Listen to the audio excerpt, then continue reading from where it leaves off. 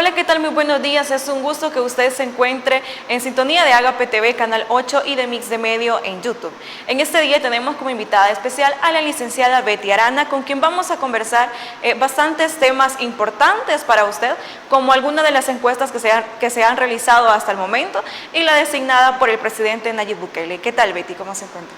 Pues contenta de estar acá, ¿verdad? Me encanta visitarlos. Realmente he venido poco, pero muy feliz de estar acá. Bueno, para comenzar, con respecto a una encuesta que se realizó de la Sid Gallup, en donde el presidente tiene mayor ventaja, ¿qué es lo que opina usted de eso con respecto a que sigue manteniendo siempre el puesto, ¿verdad? Bueno, de hecho ha crecido. De hecho ha crecido, o sea, la dinámica que se ve siempre que se ha visto en los presidentes anteriores es que entran con una nota bien arriba y van disminuyendo y al final terminan con notas de 3, ¿verdad?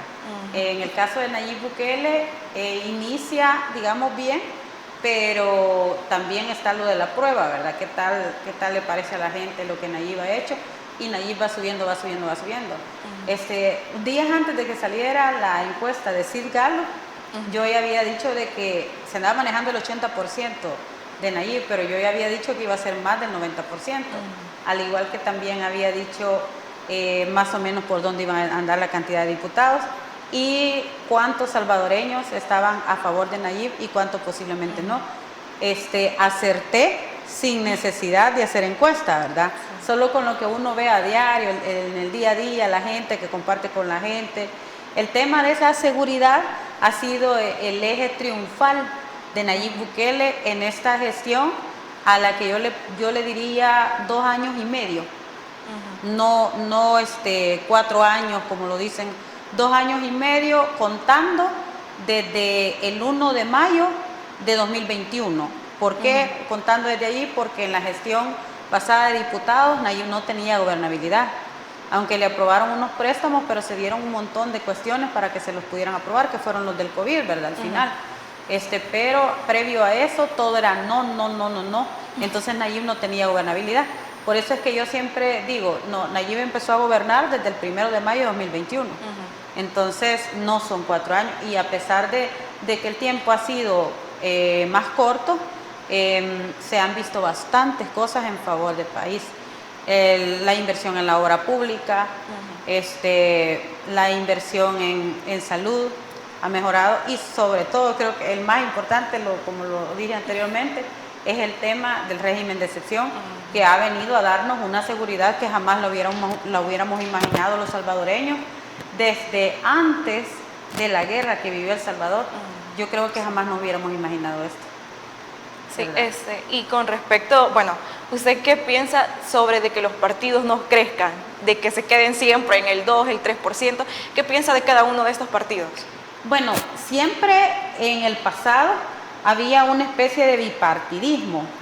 Aunque habían partidos pequeños, jalaban un poquito de poder en las elecciones de municipios y en las elecciones de diputados. Pero ya en las presidenciales se veía aquella, digamos, polarización de los dos partidos de Arena y Frente, ¿verdad? Nayib vino a romper con esa polarización. Entonces, esos partidos que estaban chiquititos, aún así se quedaron más pequeños porque también Nayib rompe con la polarización de Arena y el FMLN y se jala también a los de los partidos pequeñitos. Entonces se los traga, los absorbe, aunado a que estos partidos pequeños eran como la especie de la hipocresía de la democracia en ese entonces, porque a los partidos los tenían, vos vas a ser de PDC, vos vas a ser de LCD, vos vas a ser de PCN, pero vas a hacer lo que yo digo. O sea, eran como una especie de pantalla, pues, de que había una pluralidad, pero al final quienes tomaban las decisiones grandes era el que estaba gobernando en ese momento. En el momento de Arena, luego llegó el momento del FMLN. Entonces estos partidos eran apéndices de los partidos grandes, ¿verdad? Nunca tuvieron esa independencia como partidos y ahora pasó a ser así también, porque en el caso de Ghana se convirtió en una dependencia de Nuevas Ideas y Nuevas Ideas lo subsumió, o sea, lo absorbió, tanto que en las encuestas se ve bastante mal, ¿verdad? En el caso del PCN, algunos pudiéramos pensar que ya casi no existe, igual el PDC, ¿verdad? Entonces, en el que vemos más reflejado la absorción es en Ghana, porque era el que llevó al presidente, a Nayib a la presidencia y todo eso. Pero el error quizás de Ghana fue estar demasiado a la par y no ser independiente. Entonces la misma gente dice, pero si Ghana es lo mismo que Nuevas Ideas, y le dan el voto a Nuevas Ideas y a Ghana lo dejan aparte. Sí. Entonces el error quizás de Ghana fue eso, no independizarse en la palabra y no siempre votar todo a favor. Sí, está bien que sean aliados del presidente o del Partido Nuevas Ideas, está bien, pero a veces no a todo hay que decir sí. Porque yo te digo, yo estoy en un 80% a favor de que las cosas que ha hecho el presidente son buenas, pero hay otro porcentaje que me parece que no están bien, ¿verdad? Entonces, yo siempre he dicho, tengo mi lema, lo bueno lo aplaudo y lo malo lo señalo. Y si por eso caigo mal, pues ni modo, pero no le voy a mentir a la gente.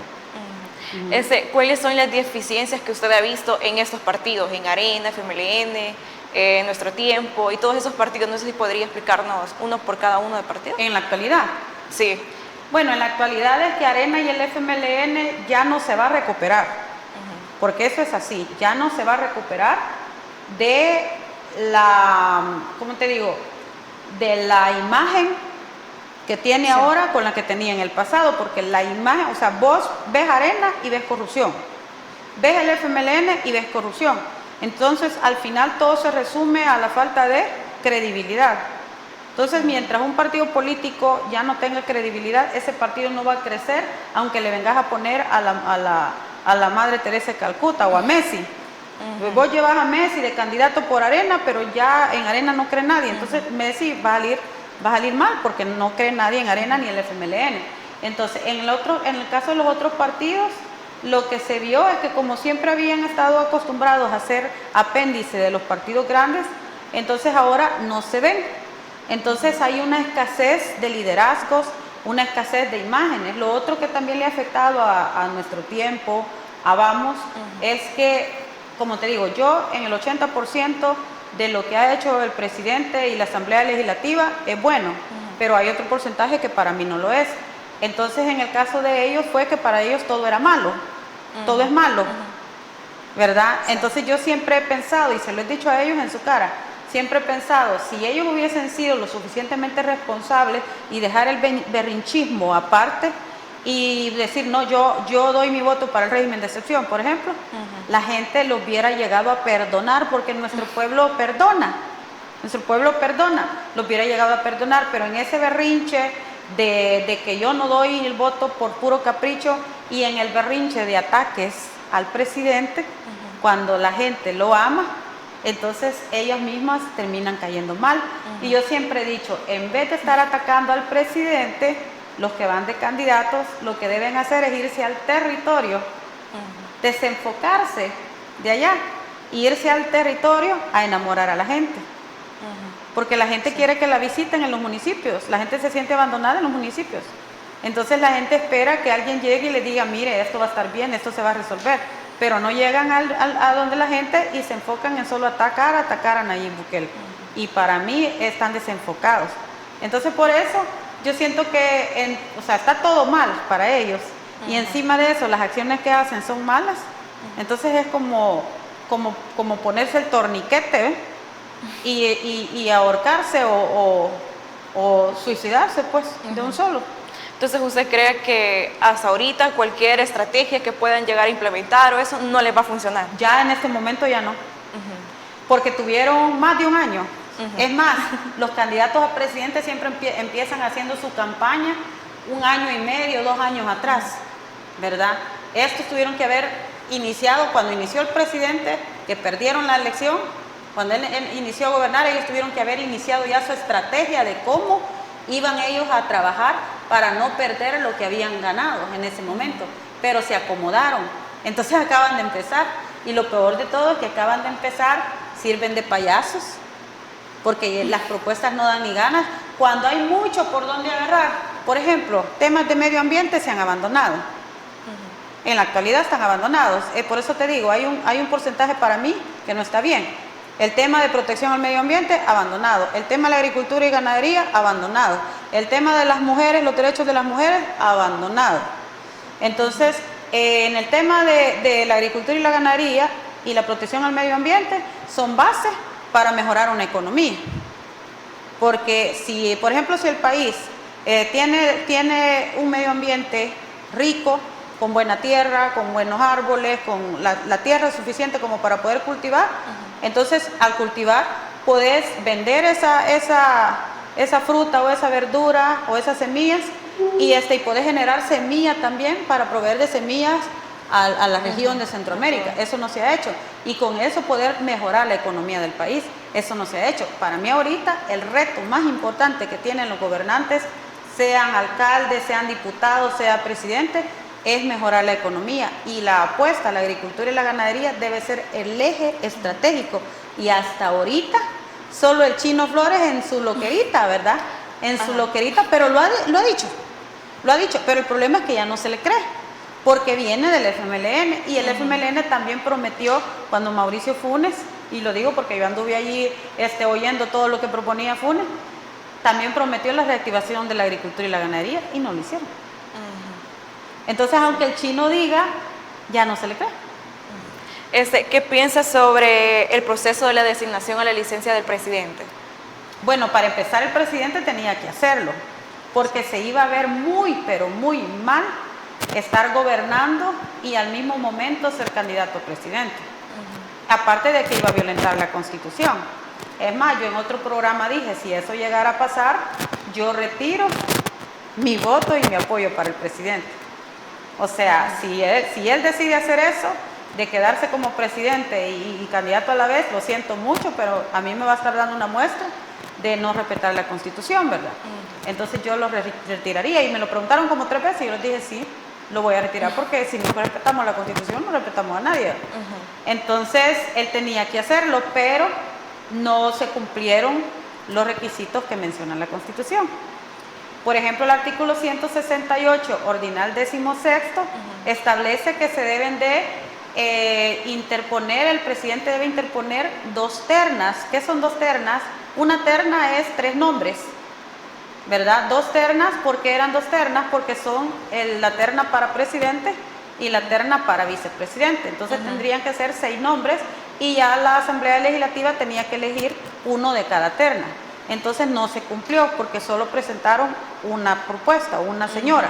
No se cumplió el 168 ordinal 16. Va. Aparte de eso, en el 155 daba una interpretación en el que, aunque en la resolución dice que 6 meses, en la resolución de la Sala de lo Constitucional, y que voy a dejar claro, yo apoyo la reelección porque existe esa resolución. Si esa resolución no existiera, yo no apoyara la reelección. Entonces, el 155 dice los pasos para el designado presidencial y en eso establece que puede ser por el tiempo que dure la causa que lo motivó. Entonces, en mi interpretación no eran necesarios los 6 meses, sino que hubiese sido después, una semana después pudo haber sido del 4 de febrero, ¿verdad? Que era el tiempo que él lo iba a necesitar. No es necesario hasta los 6 meses, pero parece que ellos se ampararon en lo que dice la resolución de la sala. Eso. Y lo otro es que el 152 prohíbe todo, ¿verdad? Los hermanos hasta el cuarto, bueno, el cónyuge hasta el primero de afinidad, era la esposa. Y lo de consanguinidad hasta el cuarto, o sea, ni el tío podía ser, ¿verdad? Y se andaba mencionando un tío también. La señora no la conocemos, no la conocíamos en ese momento y no la conocemos, no sabemos quién es, jamás la he visto en físico, solo se conoce por 2 fotos que de chiripa alguien las tomó en el pasado. Lo otro que no se cumplió fue lo de la protesta de ley. Los diputados, parece que es el 133. El 133 habla de la protesta de ley que están obligados a darle a los diputados, al presidente y a vicepresidente y obviamente a un designado, ¿verdad? Entra en la categoría. Entonces, eso tampoco se cumplió. Entonces, yo me generé 2 preguntas. Una, ¿Qué pasaría si la designada presidencial se enferma o tiene que salir del país? Tendrían que llevar la otra propuesta en ese momento para nombrar el otro designado que la va a sustituir. En el momento tendrían que hacerlo, pero tienen que hacerlo. O sea, esperemos que no pase nada de eso, ¿verdad? Y lo otro es que cómo vamos a ver lo del requisito de la protesta de ley. 2 diputados entraron en contienda, no sé si lo viste, ¿verdad? 2 diputados entraron en contienda, uno dijo que en privado y otro dijo de que no, de que ya no era el proceso así, pero hasta ahorita, hasta la fecha, el procedimiento, cualquier funcionario que sea nombrado tiene que dársele la protesta de ley. Entonces no sé por qué ahí no lo hicieron. Y lo otro es que no debe de ser en privado. O sea, ¿cómo es eso que en el baño vas a darle protesta de ley? Entonces, allí sí he sentido yo una falta de respeto para la sociedad de parte de los diputados, porque piensan que somos tontos, ¿verdad? Y no, yo no sé por qué motivo no hicieron la protesta de ley, pero por lo menos que no nos mientan, ese es el llamado, que no nos mientan porque no somos tontos. Y allí sí creo yo que nos han ofendido, ¿verdad? Al final, la señora, yo tenía mejores expectativas de ella.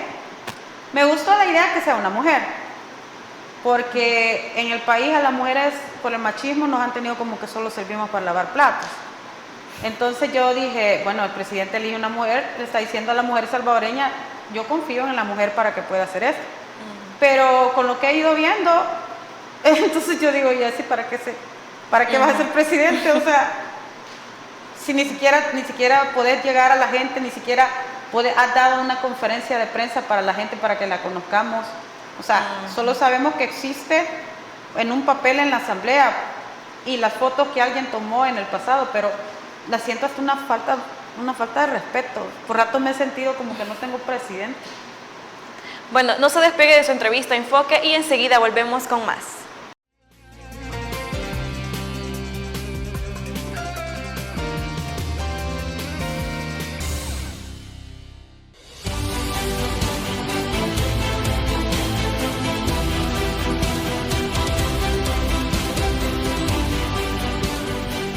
Nuestro compromiso, nuestra pasión, son algunas de las cosas que nos caracterizan como salvadoreños.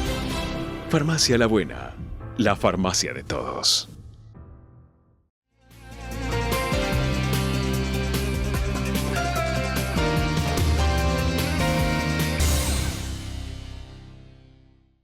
Continuamos con más de su entrevista Enfoque y seguimos conversando con la licenciada Betty Arana.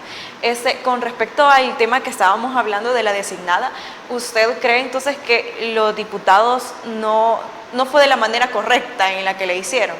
Lo que pasa es que los diputados que tenemos en la actualidad hacen lo que les mandan. No tienen sus propios criterios. ¿Cuál es su criterio con respecto también al caso de Héctor Silva y del diputado Cristian Guevara? Bueno, en ese caso, por algo nunca le he creído a Héctor Silva. Aunque el otro diputado el diputado no es santo de mi devoción, ¿verdad? No es alguien que me simpatice. No votaría por él, pues así de fácil. Pero siento que el Silva tiró la nota al Twitter, al X, tiró la nota y no pensó que se le iba a salir de las manos. O sea, como muchas veces se tira información en las redes sociales y hasta ahí llega, ¿verdad? Entonces él no pensó que se le iba a salir de las manos y topó, ¿verdad? Se ahorcó solito porque el diputado le abrió proceso. Entonces ahorita se está jugando como aquello de que, como cuando alguien no quiere pagar, ¿verdad? Y llegan a cobrarle y fíjate que no tengo PIB y anda buscando excusa tras excusa. Sí. Entonces ahorita Silva está en excusa tras excusa. Hoy creo que va a dar una conferencia de prensa, dice él, con todas las pruebas. Pero no sé por qué sigo sin creerle, pues, porque yo más pienso que se ha basado en la investigación que dio un periódico digital. Y en esa investigación los movimientos se dieron en el 2019 y Cristian Guevara tenía 2 meses de campaña, ¿verdad? Él asumió el 1 de mayo de 2021, entonces marzo de 2021 él era candidato, pero aún así la ley no dice que si sos candidato no podés hacer ningún negocio si tenés empresa. Entonces, él ya correría desde el 1 de mayo de 2021 para adelante.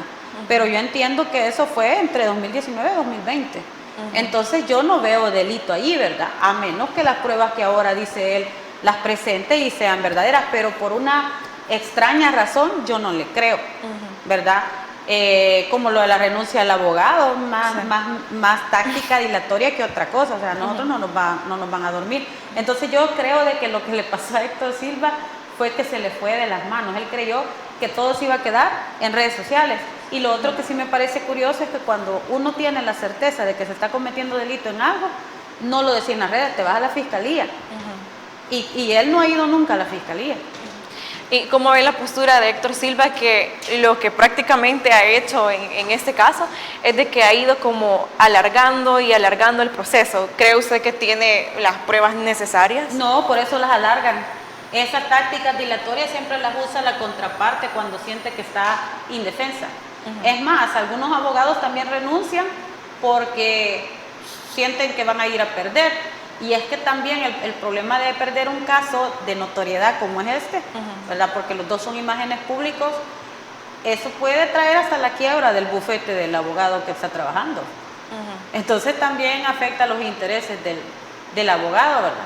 Pero yo entiendo que al final no le aceptaron la renuncia, porque también un abogado se ve expuesto a que le quiten su autorización de abogado. Pero como tomaron lo que había dicho con respecto a lo del abogado, lo tomaron como que hubiese sido incapaz de poder estar ahí, ¿verdad? Lo que pasa es que lo que el abogado argumentaba en el escrito es que no había igualdad de condiciones en el juicio, que ese es un principio, ¿verdad? Es una garantía incluso constitucional, ¿verdad? El artículo 3 establece la garantía constitucional, el Código Penal habla del principio de legalidad e igualdad. Entonces ellos decían que no estaban los presupuestos legales cumpliéndose porque habían desigualdades, pero yo no creo que habían desigualdades, yo creo que sí. Lo que sucede es que no hay pruebas. Y lo que pasa es que la demanda, la querella, está por $50,000. ¿Y qué pasa si la pierde? Le va a tocar hipotecar la casa si es que tiene.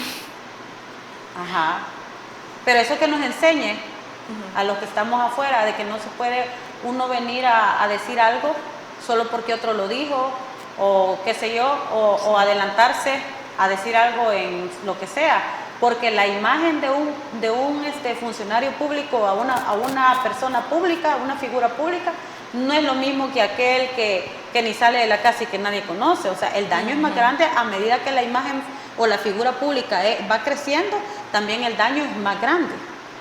Entonces, por ende, ¿cómo se llama? La sanción debe ser más grande, porque son delitos que afectan la integridad personal y moral de las personas. ¿Cuáles son algunas de las inconsistencias que usted ve tanto con Cristian o con Héctor, o no sé si habría nada más para alguno, para usted?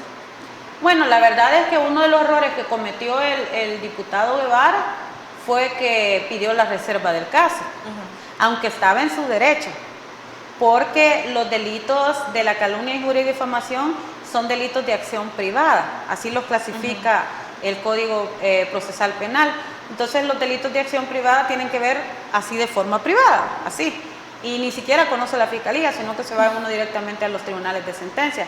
Entonces él tenía ese derecho, pero por ética y porque cuando estás ocupando un cargo de función pública, la gente espera tu transparencia. Entonces eso le afectó al diputado cuando pidió la reserva, pero después él mismo la mandó a quitar, ¿verdad? Reflexionó al respecto. En el caso de Héctor Silva, las repercusiones que le vienen son bien duras, porque ahora ya hay antecedentes de que con solo el hecho de estar procesado te quitan derechos. Tenemos el antecedente de Walter Arajo cuando fue procesado por violencia contra la mujer, ¿verdad? Y ya no pudo ser candidato. Entonces ahorita nuestro tiempo se está victimizando, diciendo de que de una forma arbitraria le van a quitar el derecho de la participación en la política. Pero al final yo digo, favor le van a hacer, porque si le quitan el derecho a Héctor Silva de participar, o sea, por lo menos no va a ir a reventar, porque perdóname la palabra, pero el señor no va a quedar, no va a ser diputado. O sea, no tiene las condiciones para ser diputado. Entonces, al final, favor le pudieran hacer, porque no va a gastar en campaña. Y sobre lo que dijo la licenciada Julia Evelyn, ¿qué piensa usted acerca de que los presos puedan votar? Que los presos puedan votar, que es una bobada lo que dijo la licenciada. Es una bobada. Últimamente no sé qué le pasa, pues está diciendo muchas bobadas, y se lo digo con todo el respeto, ¿verdad? Fíjate que los presos no pueden votar de ninguna forma. Cuando una persona es detenida, se les restringen derechos, ya sea por sospecha o porque los encontraron en flagrancia o porque lo están investigando y se lo llevaron detenido porque ya había orden de captura. Entonces esa persona pasa a ser lista de procesados. ¿Cuánto tiempo puede estar procesada antes de una audiencia inicial? Ahora con el régimen de excepción son 15 días, ¿verdad? Entonces en eso él se le restringieron derechos porque la Constitución así lo exige. Pero hay un artículo en la Constitución, el 73, nos habla de los derechos de ciudadanía. Entre los derechos de ciudadanía está el derecho al voto. Y el 74, ordinal primero, dice que serán suspendidos los derechos de ciudadanía a las siguientes personas: a los que tengan auto de formal prisión. Así lo dice el 74, ordinal primero. Ellos van a ser suspendidos sus derechos. Entonces, ¿qué significa? Que todo aquel que esté procesado por un delito tiene suspendidos los derechos de ciudadanía. ¿Y cuándo se los suspenden? Cuando el juez en una audiencia inicial le decreta la instrucción formal con detención. Ese es el auto de formal prisión, la instrucción formal con detención. Entonces la Constitución lo prohíbe. El artículo 75 habla que ahí ya los pierden. La diferencia entre 74 es que si el muchacho sale absuelto, ahí es sobreseído. Si el muchacho sale sobreseído, entonces vuelve a disfrutar de sus derechos, no hay problema. En el otro caso del 75, ahí se le pierden sus derechos. O sea, ahí los derechos de ciudadanos se pierden por dice conducta notoriamente viciada. O sea, un pandillero tiene una conducta notoriamente viciada, un marihuanero tiene la conducta notoriamente viciada, una trabajadora del sexo también, un borracho consuetudinario o el bolo que le conocemos también. Y también habla en el ordinal cuarto de los condenados. Y tan es así, tan condenados, que no solamente se refiere a los que están cumpliendo una pena, sino que también a los que ya la cumplieron. El que ya la cumplió y salió en libertad, pero dice condenado, o sea, fue condenado ya por una pena, ese tampoco puede ir a votar. Entonces la niña Julia Evelyn o no ha leído bien la Constitución, o su no sé, ¿verdad? No anda muy bien. Su inteligencia quizás no anda muy bien. Pero ¿qué le parece, Betty, si después de este pequeño corte comercial seguimos conversando acerca de este tema? Sí, porque quiero agregar otro punto. Vale. Así que no se despegue usted, que enseguida volvemos con más de su entrevista Enfoque.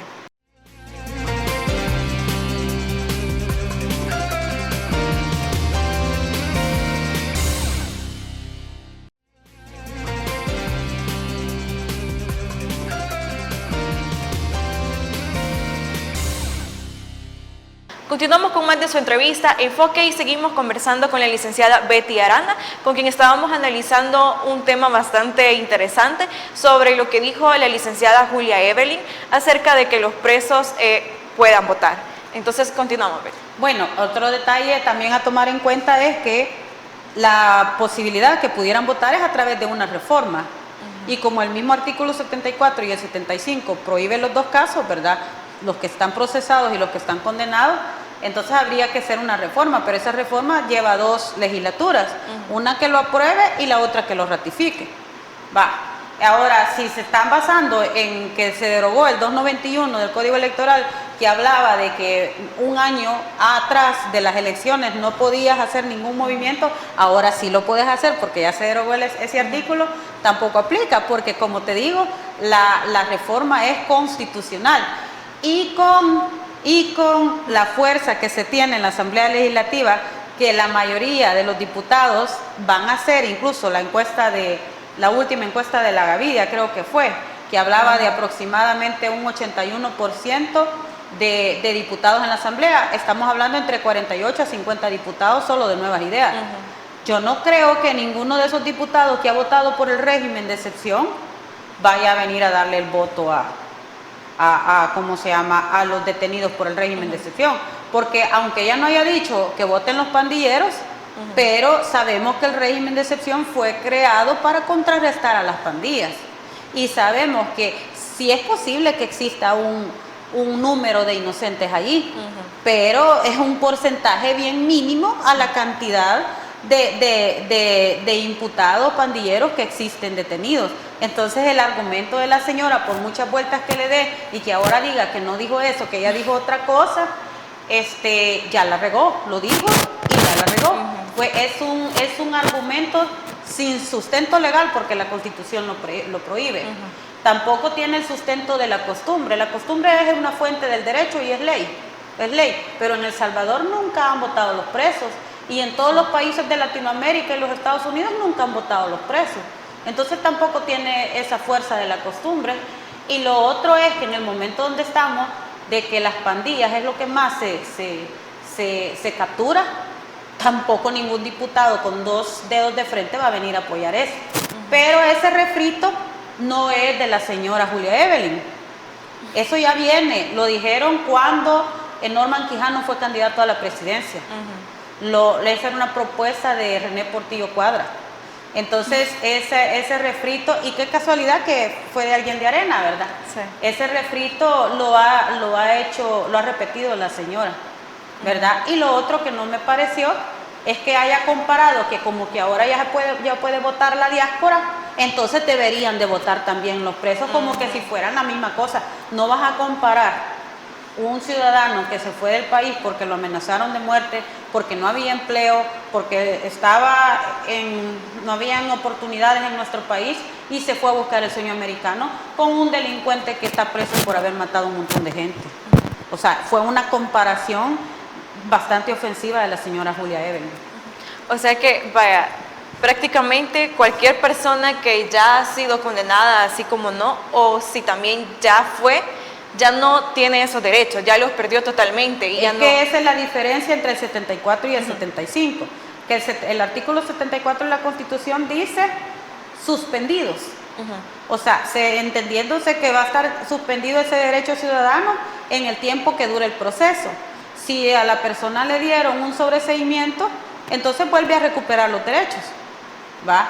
En el caso del 75 habla los condenados, pero allí dice se pierden, o sea, allí ya no hay vuelta de hoja, los condenados, pero no te dice los que ya cumplieron la condena o los que la están cumpliendo, te dicen los condenados. Allí van los dos, los que cumplieron la condena, que de pronto, sí, 5 años presos y salen en libertad. Esos no tienen derecho ya cumplieron una condena. Los que están cumpliendo una condena tampoco tienen el derecho. Entonces, quizás allí falta análisis de esos 3 artículos. El 73, que especifica cuáles son los derechos de ciudadano. El 74, cuándo se van a suspender los derechos de ciudadano, que es claro, el ordinal primero dice por auto de prisión formal. Y el otro que dice condenados, el 75, creo que es el ordinal 4 también. Entonces, en esos 3 hay que ponerle atención, y la respuesta para la señora Julia Evelyn es no tienen derecho. Y de acuerdo a lo que han dicho algunos de los partidos políticos de que van a quitar, unos han dicho que van a quitar el régimen de excepción. Entonces, ¿qué opina usted con respecto a ellos? Si es que al caso llegara. Que eso es como decirle al pueblo, mire, le vamos a echar cuando seamos presidentes, le vamos a echar a usted una guacalada de agua caliente para que se queme. Eso es amenazar a la población, porque la población, si de algo, yo conozco mucha gente que no querían a Nayib, y con el régimen de excepción lo llegaron a querer. Así como hay mucha gente, familia de los pandilleros, que se nutrían de las pandillas, que no lo quieren, pero yo creo de que la población es mucho más la que sí lo quiere que la que no lo quiere, ¿verdad? Y eso es lo que le ha traído a él una popularidad no solo local, sino que una popularidad internacional. E incluso Nayib Bukele está siendo un punto de referencia en tema de aplicación de políticas anticriminales ya en otros países. Ya tenemos a Javier Milei que está con esas ideas de aplicar lo mismo que Nayib Bukele está aplicando acá. Entonces, ¿cómo vamos nosotros a decirle a la gente esto no está bien cuando hasta el mundo lo está replicando? Sí. Y con respecto a los eventos que ha hecho el presidente, que la oposición lo ve mal, como por ejemplo Miss Universo, lo de la nueva biblioteca, ¿qué opina usted con respecto a todos esos? Yo lo único que le puedo decir al presidente es que con Binaes le voy a agradecer, aunque sea la mitad de esa que nos construyeran en Santa Ana o por departamento, sería hermoso. Yo estoy bien contenta con todas esas cosas que se están haciendo. Ahora, con respecto a lo de los eventos como Miss Universo y todo, te voy a decir, como yo tengo un concepto de belleza más profundo que lo físico, para mí lo físico es superficial, para mí la belleza es interna y yo veo otros parámetros. Entonces yo hablaba con un empresario, de los empresarios más fuertes del país, y él me cambió el concepto totalmente, aunque yo no comparta ese tipo de belleza, pero me cambió el concepto, y es que fíjate todo lo que traen eventos de esa naturaleza al país. Traen prestigio. Nuestro país era conocido como el país más violento, de los que hasta te giraban alerta roja para que la gente no viniera a visitarnos. Y estos eventos nos traen prestigio, nos permiten que el mundo conozca, es como una ventana al mundo para que conozca nuestro país, nuestras costumbres, nuestros paisajes, los lugares bonitos. O sea, todo eso convierte al país en una atracción. Y me decía este empresario, nosotros, porque esto no solamente se ha manejado con recursos del Estado, esto se ha manejado con patrocinio de la empresa privada también, y patrocinios grandes. Entonces me decía alguien de los patrocinadores, me decía, mira, yo estoy patrocinando por 3 razones. Una, me dice, porque atrayendo esto, le damos oportunidad a que el emprendedurismo también pueda renacer. Y también nosotros como empresarios crecemos, ¿va? Todo lo que es el rubro hotelero, los restauranteros, la comida, todo eso, también crece. Y todos ganamos al final. Entonces, yo creo de que si de 100 millones, que no eran 100 millones, porque parece que la señora embajadora siempre mete la pata y dice más de la cuenta, ¿verdad? No fueron 100 millones, fueron como 50 y algo más todo lo que aportó la empresa privada. Entonces, si lo vemos así, más lo que nos va a traer, imagínate las cantidades de visitas que tuvo Telemundo, ¿verdad? Sí. Por eso, o sea, jamás creo yo que las había tenido. Aparte de que no quieran al presidente, ¿verdad? Pero jamás creo yo que las había tenido. Entonces, al final todo el mundo gana, los youtubers ganaron su contenido, los tiktokers, o sea, la gente creadora de contenido ganó. A mí yo sí no quise porque a mí no me gustan esas cosas. Lo vemos así, de que sí trae buenas cosas al país, pero también esto fue ¿cómo te digo? Un mensaje que la empresa privada, no la NEP, porque la NEP es un grupito de empresarios, no, la empresa privada del país le está dando a la sociedad. ¿Y sabes cuál fue el mensaje? Yo lo empecé a decir, a mí no me gusta decir eso, pero la verdad es que yo lo empecé a decir. Yo dije, ¿por qué el Chino Flores no tiene financiamiento? ¿Por qué Joel Sánchez no tiene financiamiento? Si la empresa privada estuviera incómoda con el presidente Nayib Bukele, yo te aseguro que el chino anduviera manejando millones, no anduviera mendigando la deuda política, no la anduviera mendigando, tuvieran millones de inversión, porque la empresa privada ya no, digamos, cuando ya no quieren al que está gobernando, cuando ya no se sienten cómodos, ellos mismos financian a los políticos para que se metan. Pero nadie los ha financiado. Entonces, ¿qué te dice? El mensaje de la empresa privada es que están cómodos con el presidente y como mientras no se vean tocados sus intereses, no hay ningún problema. Entonces, el presidente está así como cuando un gato se tira y cae bien paradito, ¿verdad? No tiene nada en contra, solo la oposición, mamá. Bueno, no se despegue de su entrevista Enfoque, que enseguida volvemos con más.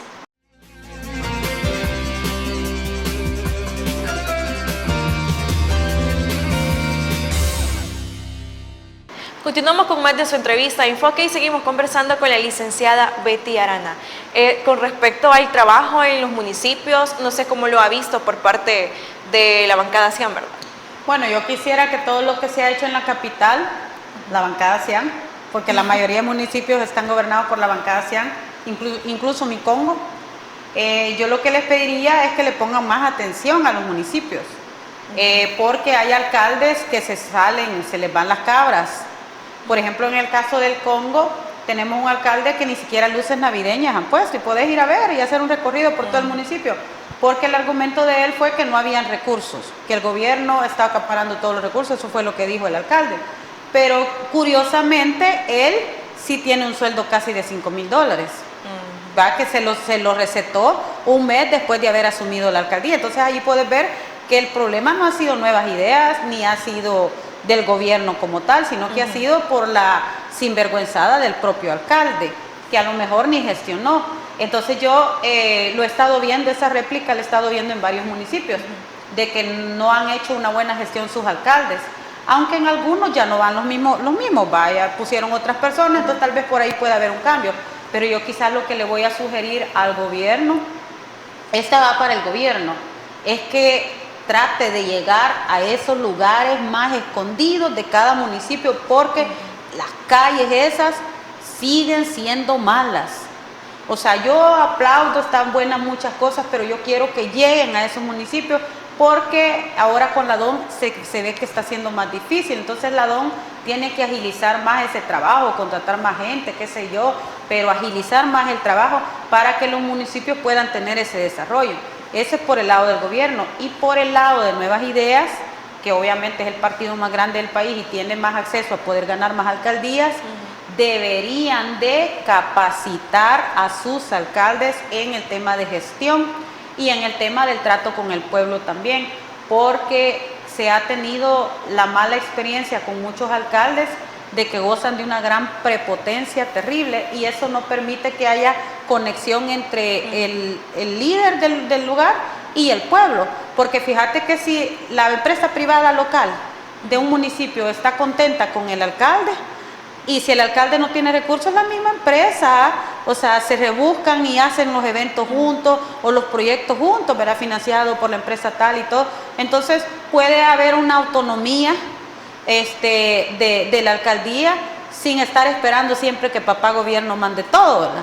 Pero también yo creo de que la parte de la gestión municipal, Nuevas Ideas debería ser una escuela política, qué sé yo, en su partido, y enseñarles a sus alcaldes a cómo administrar un municipio y llevarlo, así como el país se está desarrollando, y llevarlo también a los municipios a desarrollarse, porque la capital ahorita es un ejemplo para todas las otras cabeceras.